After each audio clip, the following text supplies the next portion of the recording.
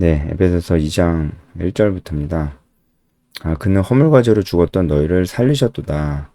우리가 구원받기 전에 어떤 상태였는지에 대해서 잘 얘기하고 있습니다. 2절에도 이제 그걸 똑같이 얘기를 하죠. 우리가 허물과 죄 가운데 있었습니다.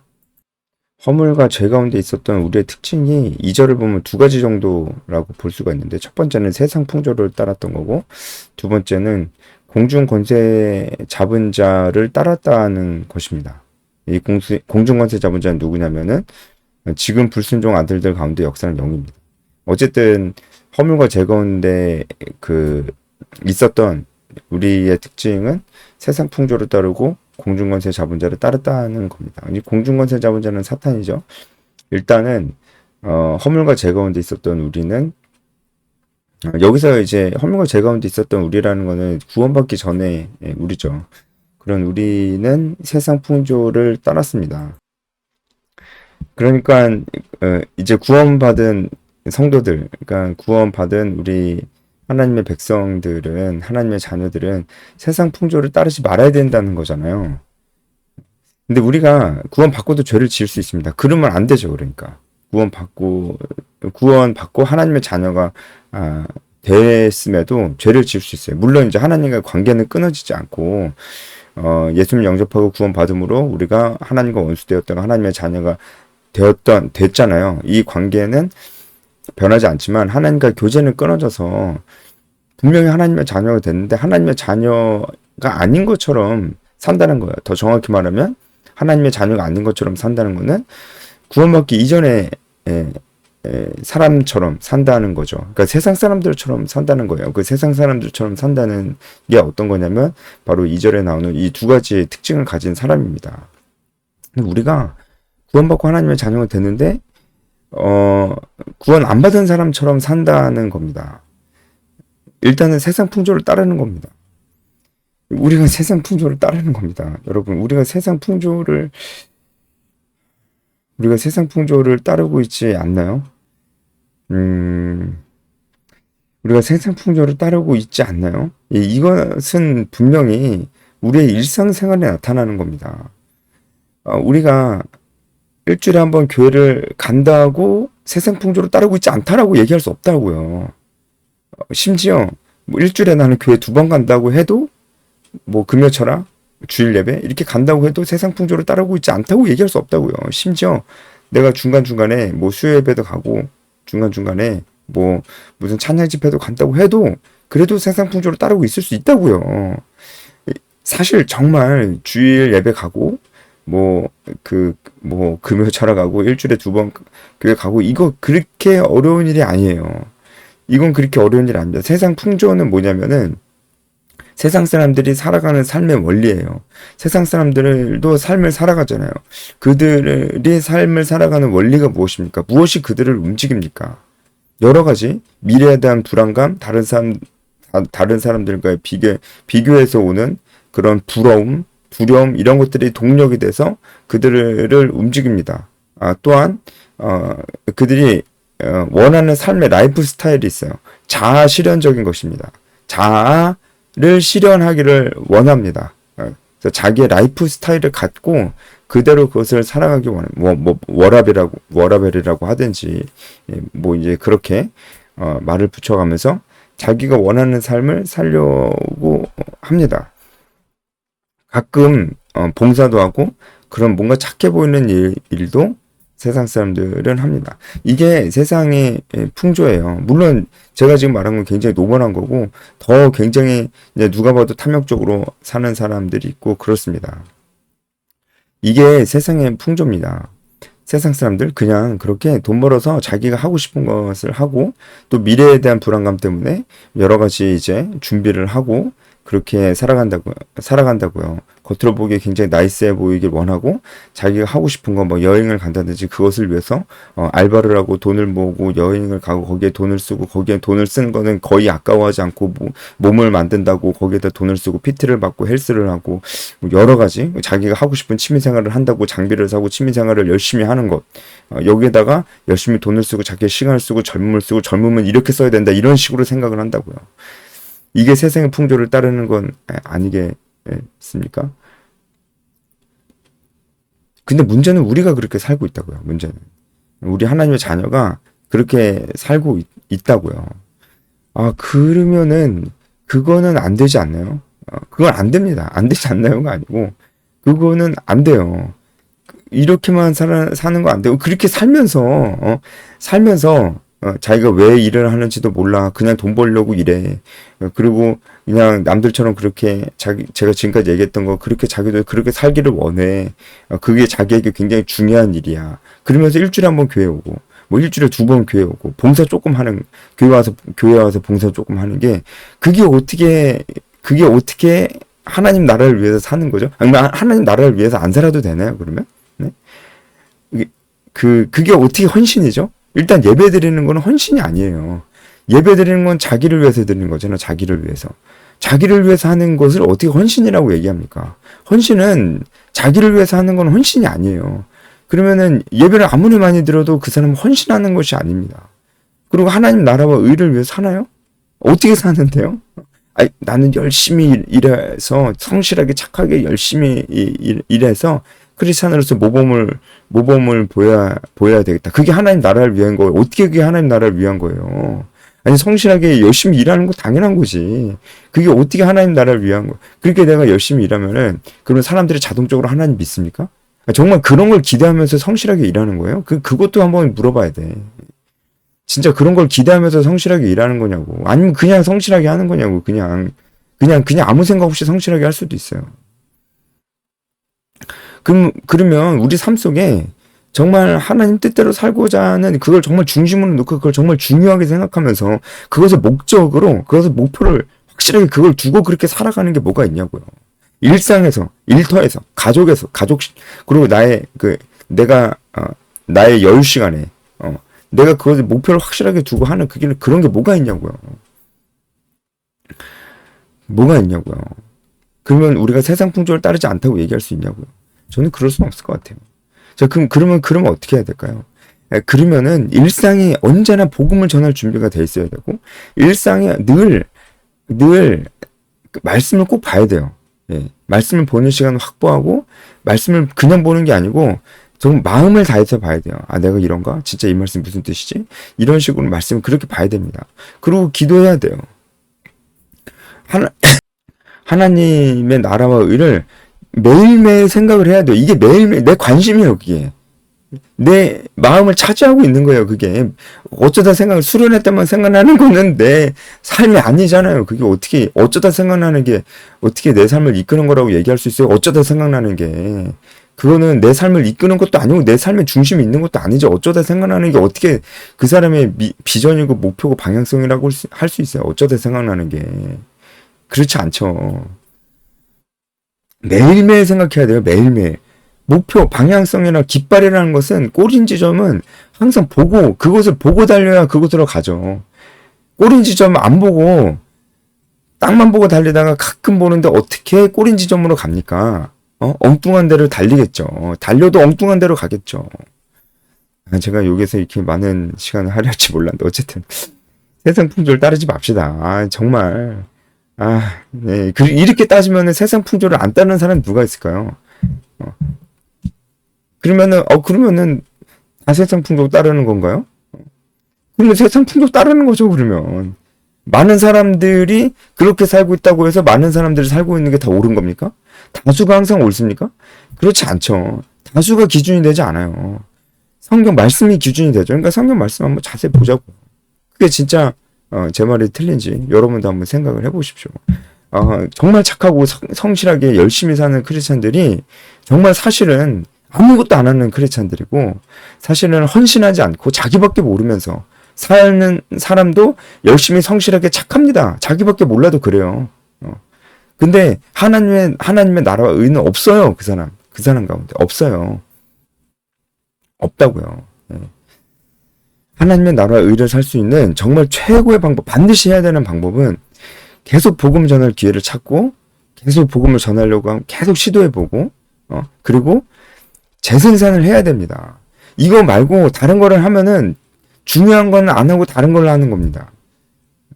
그러면은 아무 소용이 없어요. 중요한 거를 하고 다른 걸 못 하는 건 괜찮은데, 중요한 거를 안 하고 다른 거를 많이 해도 소용이 없어요. 그렇습니다. 네, 그래서 공중권세 잡은 자는 누구냐면은, 이건 좀 설명이 필요한데, 성경에 많이 나오는 표현이죠. 이건 일단은 유대인들의 이 당시의 세계관을 좀 알 필요가 있어요. 유대인들은 이 하늘이 세 개의 층으로 되어 있다고 생각했어요. 그래서 위에 층에는, 맨 위에 층에는, 네, 맨 위에 층에는 하나님이 계시고, 2층에 바로 이 권세 잡은 자 사탄이 있고, 1층이 우리의 인간이 사는 세상입니다. 이렇게 생각했어요. 유대인들은 그렇게 생각을 했어요. 그런데 이것은 꼭 성경적인 생각이라고는 꼭 볼 수는 없습니다. 이 당시 사람들이 그렇게 생각을 했고, 바울이 이 당시 사람들이 알아들을 수 있는 표현으로 얘기했다고 볼 수가 있습니다. 어쨌든 그래서 삼중천이 있냐 없냐 이거는 그렇게 중요하진 않고요. 공중권세 잡은 자가 누구냐라는 것이 중요합니다. 공중권세 잡은 자는 바로 사탄이죠. 그리고 여기서 바울이 강조하고자 하는 것도 이 공중권세 잡은 자, 권세 잡은 자라는 이 뜻이 통치자라는 뜻입니다. 그러니까 죄와 허물로 죽어서 그 죽은 상태로 살고 있는 이 세상 사람들은 이 사탄의 영향력 아래에 있다는 거예요. 사탄이 그들의 통치자예요. 그래서 이제 그 사람들은 아무 잘못이 없는데 사탄의 꼭두각시가 되어서 불쌍한 사람이다, 희생양이다, 이렇게 볼 수는 없고요. 세상 모든 사람들이 자신의 죄 때문에 죄와 허물 가운데 살고 있는데 사탄이 그 틈을 타고 들어가서 그들의 생각과 마음을 지배를 하는 것입니다. 기본 원인은 죄를 범하고 있는 인간들이 지는 것이고, 사탄은 언제나 그 죄의 틈을 타고 들어올 수가 있는 것입니다. 하지만 죄를 짓고 있는 상태에 그 세상 사람들은 정말 언제나 사탄에게 자신의 마음의 문을 열어주고 있는 상태가 되는 거예요. 그러니까 사탄이 그들의 마음속에서 그들의 죄성을 더 키우고 하나님을 반역하고 멀리하게, 그렇게 더 부채질을 하는 것이라고 볼 수 있죠. 그런 상태에 있었습니다. 그래서 3절에 보면 전에는 우리도 다 그랬다는 거예요. 여러분, 이게 얼마나 끔찍합니까? 우리가 다 이랬다는 거예요. 4절 보면은 4절은 그러나가 생략이 돼 있습니다. 우리가 다 이랬었는데 4절 그러나 하나님이 이런 우리를 구원하셨다는 거예요. 그러나라는 접속사가 쓰인 게 맞죠. 왜냐하면 우리가 그런 상태가 되었다는, 절망적인 상태가 되었다는 거는 하나님이 우리를 그렇게 만드신 게 아니고 우리 스스로 그렇게 된 거예요. 그러니까 하나님이 우리를 구원하지 않으셔도 하나님의 공의와 사랑에 전혀 문제가 없습니다. 문제가 없어요. 그런데 하나님이 우리를 그렇게 두지 않으셨어요. 하나님이 우리를 구원하시기를 원하셨어요. 왜냐하면 하나님이 우리를 사랑하시기 때문에 그러기를 원하셨어요. 그래서 우리를 구원하시기 원하셨습니다. 다만 모든 사람을 다 구원하진 않으셨습니다. 왜 그런지는 우린 몰라요. 그리고 어떤 사람을 왜 선택하셨는지도 몰라요. 분명한 건 우리 중에 일부는 하나님께서 구원하고 그들을 구원하기를 원하셨다는 것입니다. 그래서 5절에는 이 구원이 우리가 은혜로 받은 것이라고 이렇게 얘기를 하죠. 맞죠? 우리에게는 아무 희망이 없었는데 하나님께서 우리를 구원해 주셨으니까 전적으로 하나님의 은혜입니다. 이 은혜의 풍성함을 7절에 보면은 오는 여러 세대가 다 볼 수 있을 거라고 합니다. 그러니까 앞으로 올 모든 세대가 하나님께서 우리에게 주신 이 은혜가 얼마나 풍성한 건지를 보게 될 것입니다. 그러니까 하나님께서 우리에게 주신 은혜는 구원뿐만이 아니고 구원 이후의 삶, 성령께서 우리와 동행하시는 삶, 그래서 우리 삶 속에 나타나는 열매, 그게 얼마나 풍성한지 그것을 경험하는 사람도, 그 세대도, 그리고 그 다음 세대도 그걸 보게 될 거라는 거예요. 그러니까 구원받은 우리의 삶에는 바로 이 풍성한 열매가 맺혀야만 하고 지금 맺히고 있습니다. 여러분에게도 이 구원받은 삶의 그 풍성한 열매가 맺히고 있습니까? 그러니까 정말 삶이 풍성해지는 거예요. 이게 정말 말 그대로 풍성해지는 거예요. 제가 저번에도 말씀을 드렸었는데, 정말 하나님 뜻대로 살고자 하고 하나님을 정말 사랑하며 매일매일 말씀과 기도 가운데 하나님과 친밀한 인격적 교제를 하며, 그리고 하나님의 나라의 의를 위하여 살기를 원하고 하나님 명령에 지상 명령에 순종하며 살기를 원하는 그 사람은 삶이 정말 풍성해질 수밖에 없어요. 내가 사랑하는 하나님께서 나에게 명령하신 것을 내가 자원하여서 지키고 싶고, 이것은 변치 않는 가치와 의미 있는 삶입니다. 정말로 다른 사람을 살리는 길이고요. 다른 사람을 사랑한다고 했을 때 바로 우리는 복음을 전하고 그 영혼을 품고 가르치고 사랑하고 위로하고 격려하고 도전하고 훈련시키고 가르치고 그가 스스로 하나님과 교제할 수 있도록 돕고 성장시키는 이 일이 바로 영적 재생산 제자거든요. 이 일을 하는 일이 정말 한 사람을 사랑할 수 있는 가장 최선의 길이에요. 어떤 사람을 후원하거나 어떤 사람 어려운 사람을 물질적으로 도와주거나 잠깐 가서 말동무 해주거나, 이거는 정말 비교도 안 되는 거예요. 이웃을 사랑하라고 했을 때, 이게 온 율법과 선지자의 강령이라고 분명히 말씀하셨잖아요. 하나님을 사랑하고 이웃을 사랑하는 게 답니다. 우리가 이 세상에서 해야 될 일이 그게 다예요. 하나님을 사랑하고 이웃을 사랑하는 거. 하나님을 사랑하며 매일매일 말씀과 기도하는데 교제하는데, 이웃은 어떻게 사랑할 겁니까? 그렇게 그냥 봉사활동 조금 하고 돈 조금 보내고 말동무 조금 해주면 그러면 답니까? 그게 아니에요. 진짜 이웃을 사랑하는 방법이 바로 전도와 제자와 있다고요. 제가 껴맞히는 게 아니고 진짜예요. 성경이 우리에게 그래서 이렇게 강조하는 겁니다. 하나님을 사랑하고 이웃을 사랑하라. 이것이 온 율법과 성지자의 강령이라라고 예수님이 말씀하셨잖아요. 이게 구약이 말씀하시는 모든 것이라고 말씀하신 거예요.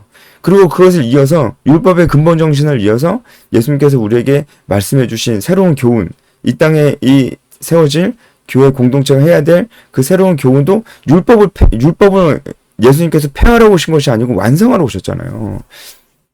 그래서 율법의 근본 정신, 이웃을 사랑하는 것을 가지고 와서, 그러면 우리가 해야 될 게 무엇이냐? 바로 이 사랑을 실천할 수 있는 가장 최선의 방법이 복음을 전하는 거예요. 여러분, 근데 이게 맞잖아요. 복음을 전하려고 하면은 아무래도 관계를 좀 잘하려고 하고, 아무래도 그 사람한테 관심을 갖고, 그 사람이 슬픈 일 있으면 나도 슬프고, 그 사람 즐거운 일 있으면 같이 나도 즐겁고, 그래서 즐거워하는 자들과 함께 즐거워하고 우는 자들과 함께 울게 되잖아요. 복음을 전하려면은 그렇게 되게 돼 있어요. 여러분, 이렇게 내가 누군가를 함께 할 수 있다면, 함께 즐거워하고 함께 울고 이럴 수 있다면, 여러분, 이게 그 받는 사람 입장에서 내가 자기가 진짜 사랑을 받는다고 생각하지 않을까요? 그냥 돈만 보내주고 가끔 와가지고 말동무 해주고 봉사활동하는 거, 그거 가지고 이 사람이 진짜 내가 사랑을 받고 있다고 생각을 물론 이제 하겠지만 그것보다 비교가 안 되지 않나요? 무슨 말인지 알죠? 네. 이게 진짜 전도하라고 하는 그 한마디 한 명령 하나 속에 그거 다 있어요. 그러니까 우리가 전도도 어떻게 해야 되는지 생각을 해봐야 돼요. 그냥 뭐 길거리에서 뭐 나눠주고 물티슈 나눠주고 잠깐 그런 거 가지고 내가 전도했다 이렇게 얘기할, 그게 아니라고 볼 수는 없지만 너무 약해요. 그것만 생각할 수는 없어요. 그러니까 전도는 이런 겁니다. 그래서 한 손에 복음 들고 한 손에 사랑을 들고 가라고 하잖아요. 전도는 사랑하는 삶과 정말 뗄 수가 없어요. 여러분, 이웃 사랑 안 할 거예요? 정말 저 정말 물어보고 싶은 거예요. 자기가 주일 예배 드리고 조금 봉사활동하고 헌금 열심히 하고 괜찮다고 생각하는 그 크리스찬들, 그럼 이웃사랑은 어떻게 하고 계시는 건데요? 이웃사랑 안 해도 돼요? 그게 율법과 선지자의 강령이라고 그랬는데 이웃사랑 안 해도 돼요, 그러면? 그럼 이웃사랑 하고 있다고 생각하시는 분들 봉사 조금 하고 후원 조금 하고 그게 이웃사랑이에요? 그게 정말 최선을 다하고 있는, 이게 율법과 선지자의 강령이라잖아요. 근데 그게 최선을 다하고 있다고 생각하시는 거예요? 그렇지 않잖아요. 그래서 여러분, 그래서 복음을 전해야 되고요. 그리고 순원을 삼고 제자화를 해야 됩니다. 제자화를 하려면 어떻게 해야 돼요? 똑같은 거 맨날 말씀드리는데 그렇게 해야 됩니다. 그래야지 그 한 영혼을 품고 정말 그 사람의 말도 들어주고, 어떻게 일상생활도 들어주고, 고민도 들어주고, 공감도 해주고, 위로도 해주고, 격려도 해주고. 근데 그것만 하면 안 돼요. 그 사람이 잘못하고 있는 것도 있으니까요. 잘못한 게 뭔지 가르쳐 주는데 눈치만 보잖아요. 아, 이걸 얘기하면 괜찮을까? 부담스러워. 그런 거 다 봐줘가면서 그 사람을 딱 맞춰가면서 그 사람의 눈높이에서. 하지만 그냥 넘기지는 않고 그 사람에게 필요한 말들을 하면서 우리가 이렇게 해야 되지 않겠냐, 저렇게 해야 되지 않겠냐. 아, 그건 좀 아닌 것 같다. 그거는, 우리가 그건 좀 고쳐보자. 이런 식으로 얘기하면서 그 사람이 정말 하나님 뜻대로 살 수 있도록 도와주는 거잖아요. 그 위로해주고 격려해주고 함께 또 친밀한 관계를 위해서 함께 교제하는 시간도 갖고 그러면은 그거를 받는 사람이 그 사랑을 받는다고 생각을 안 하겠어요? 물론 안 할 때도 있어요.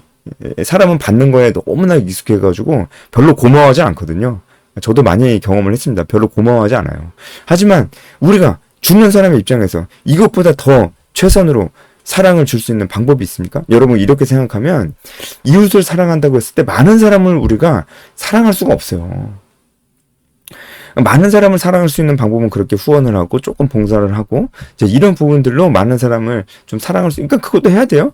많은 사람을 사랑할 수 있지만 이거는 정말 한계가 있다고요. 그러니까 진짜 이웃을 사랑하라고 예수님 말씀하셨을 때, 그러니까 이런 식으로 사랑해야 돼요. 이런 식으로 제가 방금까지 이런 식으로 사랑을 해야 돼요. 그래서 많이 사랑할 수 없습니다. 한계가 있어요. 그래서 성경에서 말하는 이웃을 사랑하라고 할 때 이 이웃이 통 플래시온, 이것이 플래시온, 가까운 자라는 뜻이 있다고요. 가까운 사람만 그 정도만 우리가 사랑할 수 있어요, 사실. 그렇잖아요. 가까워야지 자주 보지. 자주 안 보고 어떻게 사랑해? 자주 안 보고 어떻게 관계가 쌓여? 이런 겁니다, 여러분. 이런 거예요. 그래서 가까운 사람, 교회 공동체, 내 지인들, 내 관계 속에 있는 사람들, 그 사람들을 사랑하고 그 사람들에게 복음을 전하고 그 가운데 내 순환을 찾고 재생산하고 제자를 삼는 거예요. 정말, 네. 맨날 똑같은 얘기 앞으로도 계속 할 겁니다. 네. 계속 할 거예요. 진짜, 이게, 이게 합리적이지 않아요? 이게? 예? 그렇게 안 하고 어떻게 우리, 이렇게 살면 여러분, 풍성한 삶을 살 수 있지, 않겠어요? 네, 이제 시간이 많이 가서 8절을 보면은 이것이 너희에게서 난 것이 아니요 하나님의 선물이래요. 여기서 말하는 이것은 무엇이냐면 바로 우리에게 주어진 믿음과 하나님의 구원의 행위 모든 걸 다 얘기하고 있습니다. 한마디로 우리 안에 생긴 믿음도 하나님의 선물이라고 분명히 말씀하고 계신 겁니다. 믿음은 선물입니다. 10절을 보면 우리는 그가 만드신 바라 이렇게 나오고 있어요. 그러니까 여기서 만드셨다는 것은 두 가지 의미를 내포하고 있는데 첫 번째는 실제로 하나님께서 우리를 창조하셨잖아요. 그런 의미로 만드신 바라. 두 번째는 우리가 거듭나게 됐어요. 거듭나게 됐다는 게 다시 태어나게 됐다는 거고 재창조되었다는 거잖아요. 그러니까 예수님 믿고 생명을 얻었기 때문에 우리가 거듭났다, 재창조되었다 이런 표현을 쓰는 겁니다. 그런 의미에서 우리가 다시 한번 하나님 앞에 만드신 바가 된 거예요. 재창조되었다고요. 그러니까 우리가 구원받고 거듭난 이 과정을 하나님이 우리를 창조하셨다라는 표현을 지금 쓰고 있는 거거든요. 하나님 우리를 창조하셨다라는 표현을 쓰는 이유는 하나님이 우리를 인간을 창조하실 때 인간이 한 게 있어요? 아무것도 없잖아요. 그러니까 이 구원의 과정에도 똑같다는 거예요. 구원의 과정도 인간이 한 게 아무것도 없는 거예요. 무엇처럼? 인간이 창조될 때처럼 인간이 한 게 아무것도 없는 거예요. 구원의 과정에 있어서도. 그래서 구원의 과정도 마치 창조의 과정처럼 인간이 한 게 아무것도 없는 오로지 전적인 하나님의 은혜다라는 말씀을 하면서 마치고 있습니다. 네, 여기까지 하겠습니다.